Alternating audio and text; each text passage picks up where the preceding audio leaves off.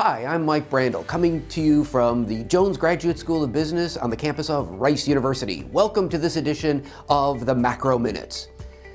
We all set goals, don't we? Sometimes our goal is to lose a little weight, sometimes the goal is to travel more, and sometimes we even post these goals that we have out there for the world to see, maybe on social media, on Facebook. But then, if we miss our goals, it gets a little embarrassing, doesn't it? But it's even worse for a central bank, because central banks will state publicly that they have an explicit inflation goal, and if they miss that explicit inflation goal, it can cause disruptions not only in financial markets, but for the entire macroeconomy. Let's take a look at what's happening with the Federal Reserve right now. Up until 2012, the Federal Reserve did not have an explicit inflation goal.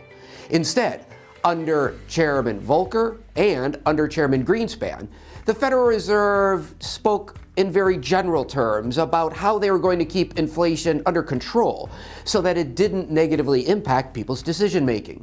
They saw that as giving them enough wiggle room in terms of operating monetary policy. But when Bernanke came in, he wanted to focus on being clear and concise.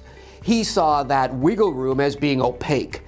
So, since 2012, the Federal Reserve has had an explicit inflation goal of only 2% a year as measured by the PCE core.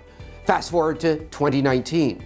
Now what's happening is the Fed is consistently missing the inflation target. The inflation isn't high enough to hit that 2% target. The reason why this is worrisome is people are saying, well, wait a minute, the economy's doing well right now. We're seeing robust growth, we're seeing increases in wages. Now is when we should see inflationary pressures.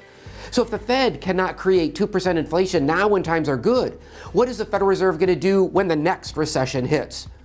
Perhaps they won't be able to keep the prices increasing and the economy could fall into a deflationary death spiral.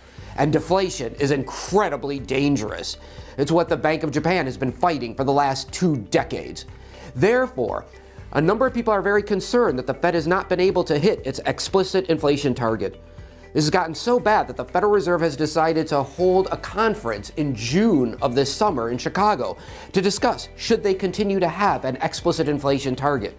Maybe it's okay to have goals, but maybe you need to keep them a little bit close to the chest and not make them so public and so explicit. We'll see how monetary policy will change after that meeting. It'll be something to watch. Thanks for tuning into the Macro Minutes. This is Mike Brandel coming to you from the Jones Graduate School of Business on the campus of Rice University. Until next time.